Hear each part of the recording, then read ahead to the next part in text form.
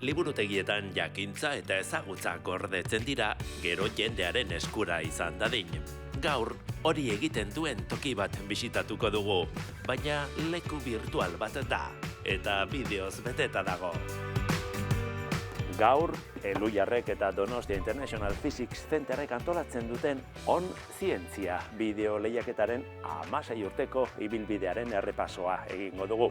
Eta ikusentzunezko liburutegi horren pasilloetan barrena ibiliko gara ezkutuko altxorren bila. Has gaitezen!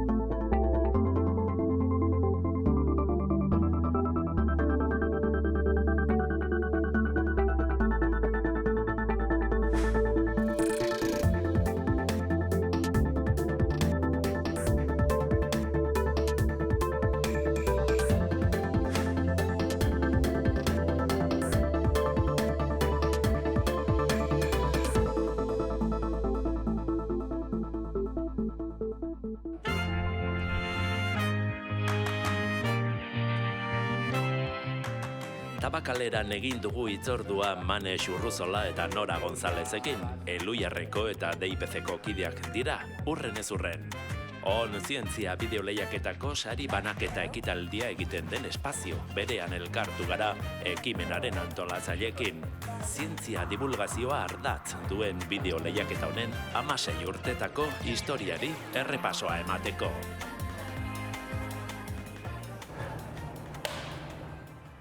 Ze politia ez da, klaketarekin hasiko dugu, oraingo elkarrizketa, klaketa da eta onzientziaren ikurretako bat ez da. Manex, gogoratuko dugu beti dagoelako despistaturen bat, zer den onzientzia? Onzientzia da, zientziari eta teknologiari buruzko bideo labur eta originalen lehiaketa, hori, 16 urteen ondoren esango dugu veteranoa. Bai, ez da, 16 urte, badira batzuk, ez da. Nora, joango gara hasierara, nola sortu zen bideoak oinarri dituen divulgazio lehiaketa bat antolatzeko ideia? Nori piztu zitzaion bonbila? 2010 urtean, DIPC-ek ospatzen zituen 10 urte. Eta kontekstu horretan, Passion for Knowledge jaialdiaren lehen edizioa ospatzeaz gain, pentsatu zen, politxa izango zela, Elhuyarrekin geneukan lankidetza hori pixkat egonkorrago bihurtzea eta proiektu bat elkarlanean sortzea. Eta hortik sortu zen, bideo lehiaketa egitea, eta pentsa 2010 urtean, etzan hain ohikoa horrelako bideo lehiaketa bat, bideoak sortzea eta ez da gaur egun bezala. Zenbat bideo jaso dituzue, Manex? 16 edo 15 edizio hauetan, hobeto esan da? Bai, pasaden diren 15 edizioetan, zenbaki borobila. Guztira 1000 bideoko, 1000 aleko bideoteka bat osatu dugu, eta guztiak, bai irabazi izan dutenak, baina baita ere parte hartu duten bideo guztiak daude eskuragarri edonorentzat lehiaketaren webgunean. Izan ere horixe dago zientziaren berezitasuna esango dugu, ez da, guztiak eskura egotea, zientzia eta teknologiari buruzko oinarrizko kontzeptuak ikasteko, erraz ikasteko bideoen bitartez, ez da? Bai, azkenean hori da, ez da, baliabide bat, kasu honetan, sekulako volumen hartu duena, urten poderioz, publiko orokorraren esku uztea. Historian zehar, zibilizazioek astroak begiratzeari eta ikertzeari ekin diote. Gizakia zeruko hainbat gertaera zohartu izan da, hala nola eguzki eta ilargi eklipseak. Astroak ez ezik, euren orbitak ere neurtu izan ditu egutegi zehatzak lortu nahian. Hemen duzuen gizona Hans Lippershey da. Alemaniar honek 1580 urtean teleskopioa asmatu zuen. Galileo Galilei izan zen ordea, Lippersheyren asmakizunaz jabetu zenean, bere teleskopio propioa egitea erabaki zuena, eta horrela, 1609an lehenengo teleskopio astronomikoa sortu zuen. Diseinu honi esker, Galileok Jupiterren inguruan 4 satelite biraka behatu zituen. Harrezkero, teleskopioak gizakiak kosmosa ulertzeko ezinbesteko bihurtu dira. Newtonek Galileoren teleskopioa garatu zuen lentearen ordez ispilu paraboliko bat erabiliz, eta islapen teleskopioa sortu zuen. Ispilua lentearen ordez erabiltzeak, errefrakzio teleskopioek berezkoa duten aberrazio kromatikoa zuzentzea ekarri zuen, eta era berean, tamaina hontako lenteek duten pisua arindu zuen. Lentearen aurrean ispiluak duen arintasunak Hubble espazio teleskopioaren eraikuntza ekarri zuen. Hubble teleskopioa 1980ko apirilaren 24ean jarri zen orbitan. Teleskopioak 0,1 arku segunduko bereizmen ahalmen handiagoan lortu ditzake irudiak. Bereizmen optikoak bi izarren artean dagoen distantzia angularrari deritzo, bata bestearengandik berezia ahal izateko. Hubbleek duen abantaila nagusia zera da. Itsasgaineko 583 kilometrotara lurraren inguruan orbitan dagoenez, lurra atmosferak sortzen duen distortzioa ekiditzen du, eta beraz, turbulentzia atmosferikoaren eraginak desagertarazi. Turbulentzia hori da, besteak beste, izarren argiak nir egitearen arrazoia. Horrela, honako irudi zehatzak lortu daitezke. Lurrazaleko teleskopioek atmosferaren azpian egoteak duen desabantaiaz gainera, beste baldintza batzuei ere egin behar diete aurre. Hala nola, meteorologia, argi kutsadura eta aire kutsadura. Horregatik, leku desertikoetan, hiriguneetatik urrunduta eta leku garaietan egoten dira, haietariko asko sumendiak izandako inguruetan. Hala ere, Hubbleri lehiakide gogor bat agertu zaio lurrean. Txileko iparraldean Paranaleko behategia dago, eta bertan VLTA. Teleskopio oso handia, bata bestearengandik banatuta dauden 4 teleskopio optikok osatzen duten sistema da. Haietariko bakoitzak 8,2 metrok pisuko ispilua duen islapen teleskopio bat da. 4 teleskopioek era independentean lan egin dezakete, baina era berean oso bereizmen maila altuak lortzeko tresna koherente bakar bat bezala ere teknika interferometrikoa erabiliz. Teleskopioan sartzen den argiak ispilu nagusian islada egiten du, eta era berean, bigarren ispilu batean isladatzen da. Bigarren ispilutik foku batera jotzen du, eta han instrumentu zientifiko baten bitartez argia prozesatu egiten da, mota desberdinetako irudiak eskuratzeko. Teleskopio horiek eta egin berri diren beste batzuk Hubble izenekoaren lehiakideak dira. Moldaerazko optika teknika dela eta. Honen bitartez, atmosferako turbulentziak teleskopioan sartzen den argian sortzen dituen distortzioak ispilu deformagarri batean zuzendu egiten dira. Teknologia horrek oraindik bereizmen handiagoa lortzea ahalbideratuko du datozen belaunaldietako teleskopioetan, ELT, GMT, TMT erraldoiak. VLTA aurkikuntza astronomiko askoren lekuko izan da. Aurkikuntzarik ezagunenetariko bat, gure galaxiaren erdigunean dagoen zulo beltz supermasiboa da. Nork jakin, teleskopio hau edo etorkizuneko besteren bat, gizakiaren kimera handiaren lekuko izango den, gaur egun fikzioa dena oraindik, zizare zuloak.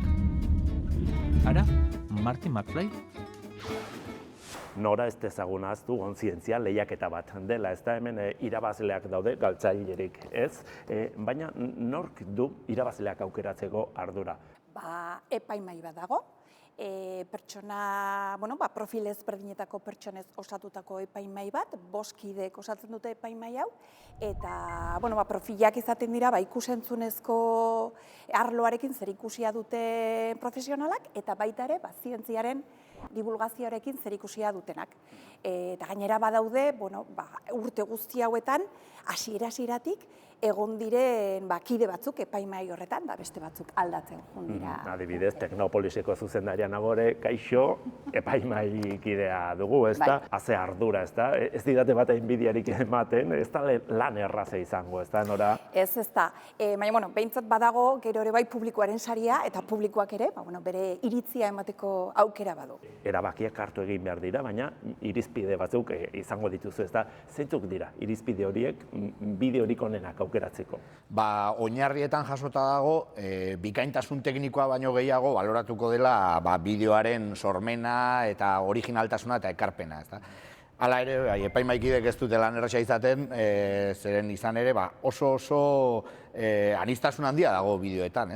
Jasotzen ditugu dokumental klasiko estiloko bideoak, jasotzen ditugu youtuber estiloko bideoak, jasotzen ditugu animaziozkoak, baita ere eskulanekin egindako bideoak, orduan, hori guztia eta hain desberdina diren, beraien artean hain desberdina diren bideoak, gero hiru saritara ekartzea, ez da erraza.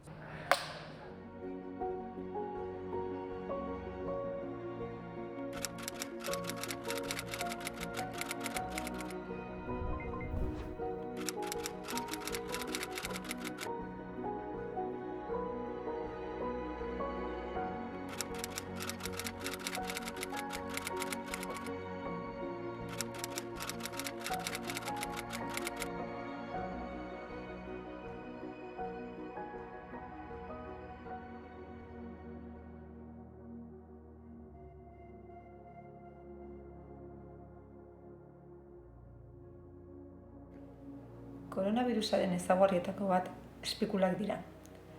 Birusak zelularen atea jotzeko eta haren barrura sartzeko erabiltzen dituen giltza moduko batzuk. Espikulak proteina mota bat dira, eta zelula hartzaile jakin batzuekin bat egiteko gaitasuna dute.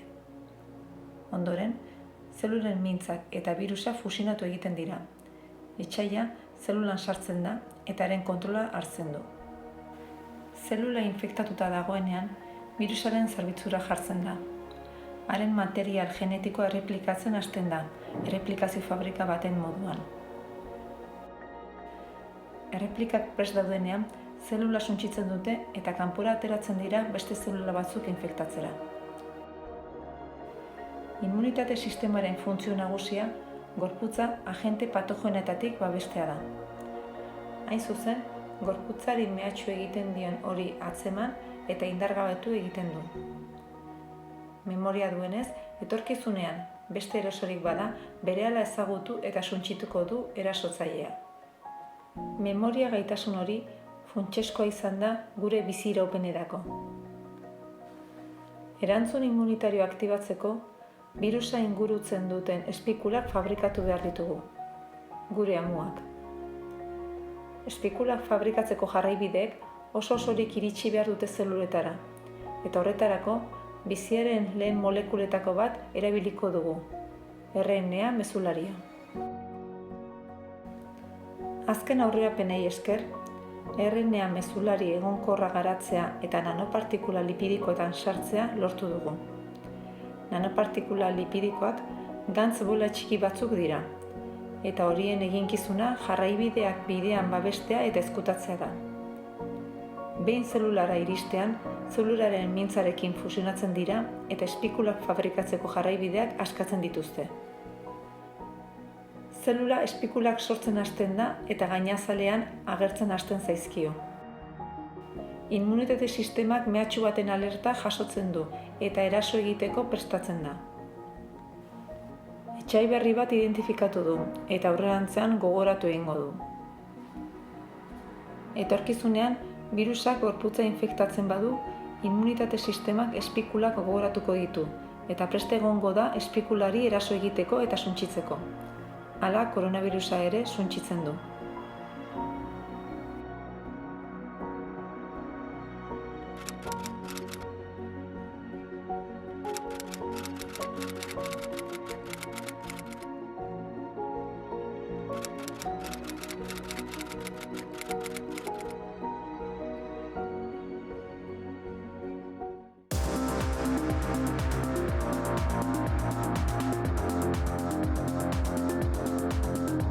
beharrezko alda zientzialaria izatea zientzia divulgatzeko? Ez. Ez da beharrezkoa zientziaren mundutik etortzea zientzia gizarteratzeko. Hori bai, ezinbestekoa da zorroztasunez, arduraz eta ezagutza zientifikoarekiko errespetuz egitea. Kalitate honeko divulgazioa zientziarekiko interesa eta grina duen edonork egin dezake. Komunikatzeko gaitasuna eta gogoa behar dira. Baina norbaitek esan dezake, orduan zein da zientzialarien papera divulgazioan. Horiek ere divulgatzaile bikainak izan daitezke noski, eta gainera ezagutza sortu eta baliozkotzen dute, testu ingurua zehaztasuna eta ñabardurak emanez. Izan ere, divulgaziorik onena ikertzaileen eta komunikatzaileen arteko aliantzatik sortu ohi da, eta zorroztasuna da, gakoa. Hitz egin dezagun parte hartzailei buruz ez da, izan ere parte hartzaileak dira onzientzia egiten dutenak azkenean, ez da? Nork parte hartzen du, nora? Edonork. Zientziaren divulgazioan interesa duen edonork parte har dezake eta izatez parte hartzen dute oso jatorri ezberdinetako pertsonak, bai ikasleak, irakasleak, beste profesio askotako pertsonak. Ez dago profil tinko bat, ez da? Ez, egia esan ez. Esaten den bezala, 0-tik 89 urtera arteko parte hartzaileak dituzu. Bertakoak, kanpokoak, denetarik bai. Manex, bereziki sustatzen duzu gazten parte hartzea eta baita ere euskaraz egindako lanak, ez da? Bai, azkenean ez da beti horrela izan, lehiaketak edizio asko izan ditunez, joan gara egokitzapenak egiten eta hobekuntzak planteatzen. Ikusi genuen euskarazko bideo gehiago jaso nahi genituela eta horregatik sortu genuen berariaz euskaraz jasotako lanen artean onena saritzeko kategoria hori sortu genuen eta berdin egin genuen gazteen sariarekin. Gazte sari bat sortu genuen hain zuzen ere nahi genuelako DBH-ko eta batxilergoko ikasleen parte hartzea areagotu. Eta bi lanketa hori ez gain, egin ditugu ere beste lanketa batzuk. Norak lehen aipatu duen bezala, publikoaren saria ere sortu genuen. Ez genuelako nahi lehiaketan norabide bakarrekoa izatea, ez? Nahi genuelako baita ere publikoak parte hartzea, publikoak bere iruzkinak eta bere iritzia ematea. Eta azkenik, eta horrekin bai oso harro gaude, lehiaketaren azkeneko edizioetan parte hartzea parekidea izateko, eta ondorioz gero palmaresa ere parekidea izan dadin, lanketa berezi egin genuen, emakume gehiago parte hartzezaten lehiaketan, eta azkeneko urteetan lanketa horrek fruituak eman ditu pozik gaude. Hemen ere, erabil daiteke esaldi hori, ez da, probatzen duenak errepikatu egiten du. Hemen ere, badirelako, behin eta berriz, lehiaketan parte hartzen duen jendea, ez da, parte hartzaileak, ez da? Bai, badago, behin eta berriz parte hartzen dutenak, baina ez hori bakarrik nik uste eta aipagarria dana, behin eta berriz parte hartu, eta behin eta berriz, edo behin baina gehiagotan, sarituak izan ditugunak ere, baditugu. Nolabait, saga modukoak ere sortu dira, familian egindako lanak. Etxekoak, hala da.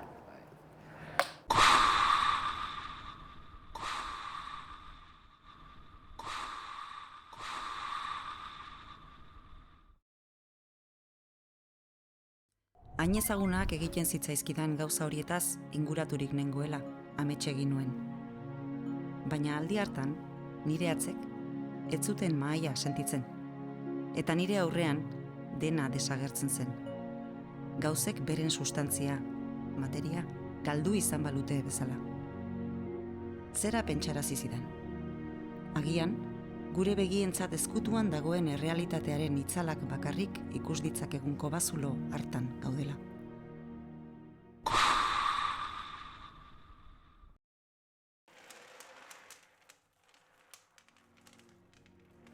Hogeigarren mende hasieran, jakina zen materia atomoz eraturik zegoela. Baina inork ez zekien hauek nolakoak ziren. Hauetan, mas-pasak pudin baten masa positiboan sakabanatuta dauden moduan, elektroi negatiboak egongo lirateke. Ernest Rutherfordek, atomoaren miaketaren ondoren, 1912 urtean, atomoaren masa osoa nukleo txikitxo batean biltzen zela ondorioztatu zuen. Atomoa futbol estadioa balitz, bere nukleoa ez litzateke puxtarri bat baino handiagoa izango. Eta zer egongo litzateke gainerako volumen erraldoiean? Elektroi bakan batzuk soilik, sakabanatuta, zehaztu gabe eta ia masarik gabe. Atomoa bete eta osatzen zuen materia aurkitu ordez, hutsa aurkitu zuen. Horrela, atomo solidoa desagertu zen, eta baita maspasa atomikoaren pudinaren ideia ere.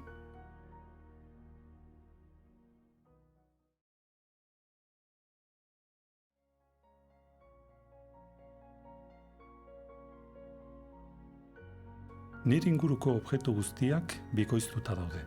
Bi mahai, bi aulki, bi idazluma. Bi mailetako bat ezaguna dut.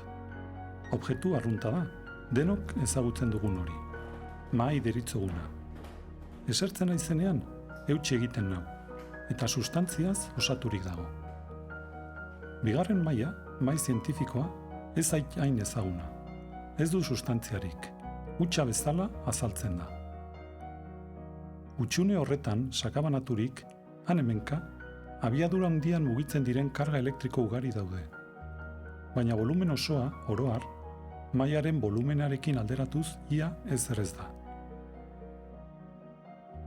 Egitura arraroa izan arren, maila zeharo eraginkorra da. Nire papera lehenengo mailak bezain ongi eusten du. Gainazalak ez ukitu arren, papera bere gainean jartzean, partikula niminoek azpitik aurka egiten diote. Eta horrela, papera gainean mantentzen da. Ziurrenik, fisika modernoak ezin izango du sekula lehenengo mahai horren lilura apurtu. Hala ere, fisika hori bera da, esperimentu delikatu eta logika zorrotza erabiliz, bigarren maila, mahai zientifikoa alegia, hor dagoen bakarra dela erakusten eta ziurtatzen duena.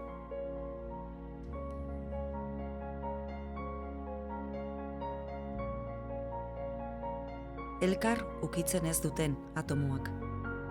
Azala ukitzen ez duen laztana. Eta ametsa baino ez den musua. Sustantziari gabeko materia. Hutsa jaten dugu. Hutsa janzten dugu. Hutsik dauden gorputzak gara. Hau da Rutherfordek erakutsi zigun mundu harrigarria. Gure atzek ukitzen ez duten mundua. Gure begiek ikusten ez dutena. Eta gure buruak sumatu ere egiten ez duena. Ametsa baino mundu arrotzago bat. Bueno, Manes, informazio praktiko apur bat eman beharko dugu. Ez da zer egin behar da, onzientzian parte hartzeko. Jendea berbada etxean zain dago eta. Onzientzia bideolehiaketan parte hartzeko oso erraza da. onzientzia.tv webgunean sartu, eta hor dago parte hartzeko botoia, bideoa bidaltzeko argibide guztiekin, eta gainera, pistak jaso nahi dituenak, aurreko edizioetako bai parte hartzaile eta bai saritu guztiak. Beraz, informazio guztia esku-eskura. Eta ideia on bat izan. Ideia on bat izan. Izan ere, gaiei buruz ez dugu hitz egin, baina gaiei dagokionez horre oinarrietan argi azaltzen da, zientzia eta teknologia. Mundu zabala, ez da, ezin zabalagoa, eta hor denetarik kabitzen da, baina badu jendeak, gai batzuekiko, atxikimendu bereziren bat. Hori aldatuz junda. Urteetan zehar aldatuz junda, pixkat, moden arabera. 2010 urtean, adimen artifizialaz etzan hitz egiten. Gaur egun berriz bai, eta hori gaietan ere, aurkezten diren bideoen gaietan, nabaritzen da. Gero badaude, betiko gai batzuk, ez? Adibidez, unibertsuari buruzkoak, nik uste urtero baten bat badagoela, biografikoak, zientzialari buruzko biografiak, historikoak, badaude gai batzuk, urte guztietan errepikatu direnak, eta gero moden arabera, COVID-a. Pandemia garaian, COVID-a egontzan, bideo pilu batetan aurkeztu zen. Pila, puri-purian, ez da? Manes, egingo dugu, etxean daudenei parte hardezaten gonbidapena, egingo diego. Animatu zaitezte eta izan zuek ere divulgatzaile. Oso polita, ez da? Edonor izan daitekelako divulgatzaile onzientzian.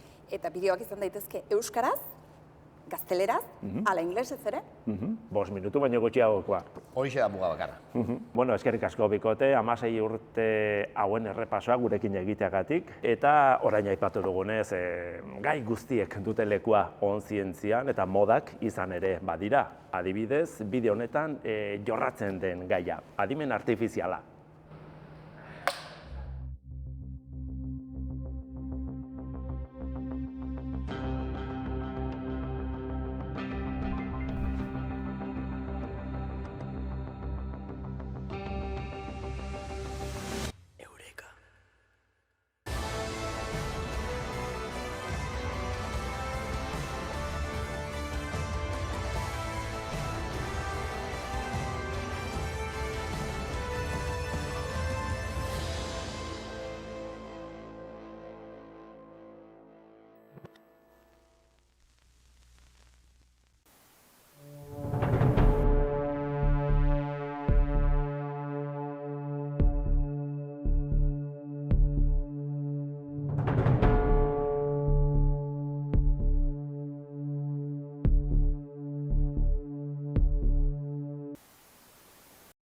Deepfakea. Adimen artifizialak azkeneko urteetan eskaini digun tresna harrigarri zein baliogarrienetarikoa. Ikusi dezakezuen bezala, munduko edozein pertsonaren aurpegia nirean jarri dezaket. Edo zein. Tresna honek irekitzen dizkigun ateak anitzak dira. Zahartu, gaztetu, ilea gehitu, ala kendu. Sylvester Stallonek Macaulay Culkini papera lapurtu zion unibertso paralelo bat ikusi dezakegu ere. Azkeneko jabetean oihartzun handia eduki duen beste aplikazio bat MyHeritage web orriak eskaintzen diguna da. Orrialde honen bitartez, adimen artifiziala erabiliz, argazkiak kolorezatu, berritu eta azkeneko berrikuntza gisa, argazkian agertzen diren pertsonen deepfakeak egin daitezke. Beldurgarria benetan. Deepfakeak neurona sare artifizialetan oinarritzen dira. Sistema informatiko hauek eskaintzen zaizkien ereduetan patroiak bilatzen dituzte. Hau lortzeko sarea milaka bideo eta argazkiekin elikatu beharko dugu, eta ondoren entrenamendu prozesu batetik pasa. Prozesu guzti honi machine learning deritzo. Teknologia honen boterearen adibide bat YouTubeko Shamu kanalak Netflixen The Irishman pelikularekin egitea lortu zuena da. Film honetako efektu berezietako taldeak teknologia iraultzaile bat sortzea lortu zuen, filmeko adineko aktoreak gaztetzeko. Teknologia hau garatzeak filmaren aurrekontua $150 milioi izatea eragin zuen. Bada, deepfakeak erabiliz, Shamukek etxeko ordenagailu bat eta 10 egun errenderizazio behar izan zituen Netflixek baino emaitza hobeak lortzeko. Milioidun enpresa batek baino hobeto egin dezakegu etxean eta doan. Deepfakeen ahalmena ikusita normala daia da hauen beldur izatea. Hauen erabilera oker batek arazo asko sor baititzazke. Horrexegatik, Txinako ziberespazioko administrazioak iragarri zuen iaz, teknologia hau debekatuko zuela herrialdean 2020an sartu bezain laster. Eztabaida ugari izan dira gai honen inguruan, etika eta moraltasunaren inguruko dilema handia sortzen baitu. Askotan entzun izan dugu erderazko berparak ere erura, baina da ezin gara horretaz fidatu. Deepfake bat zer den argitu ostean, orain nola egiten da bat?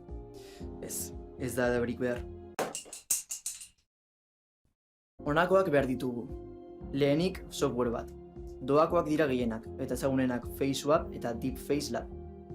Ondoren, oinarri gisa erabiliko dugun bideoa, gero aurpegia ordezkatzeko. Gure deepfakean aurpegia ordezkatu nahi dugun pertsonaren argazki eta bideoak.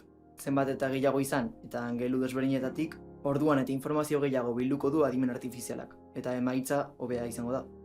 Behin oinarriko bideo grabatu eta aldatu nahi dugun aurpegiaren bideoak laburbildu ditugula, hurrengo pausua entrenamendu prozesurako dena prestuztea izango da. Urrats honetan, bideo bakoitza fotogrametan ebakitu eta aurpegiak detektatzen dira. Orain dator urrats nagusia, entrenamendua.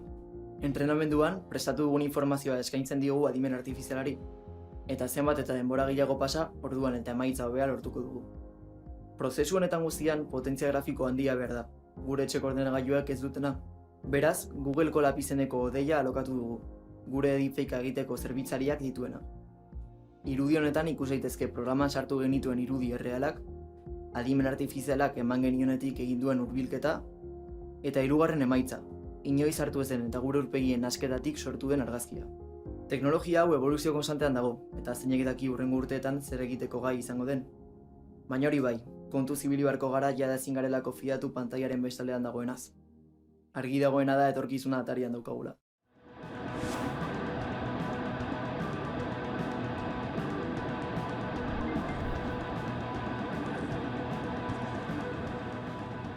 Hitzik gabekoa edo mutua ere izan daiteke bideoa ikusten ari zareten hau bezala. Irudi hutsez eta maisutasunez kontatzen du loreek forma nola egokitzen duten polinizatzaileak erakartzeko. Bukatu dugu, hartu gogoan, onzientzian parte hartzeko azken eguna apirilaren 22 da, eta informazioa behar baduzue joonzientzia.tv webgunera. Eta ez ahaztu dibulgatzeak saria duela, irabazle nagusiak 3.000 euro, euskarazko bideo honenak 2.000, eta gazte sariak berriz 1.000. Atera, barruan daramazuen zinegilea, eta animatu. Datorren astera arte, agur!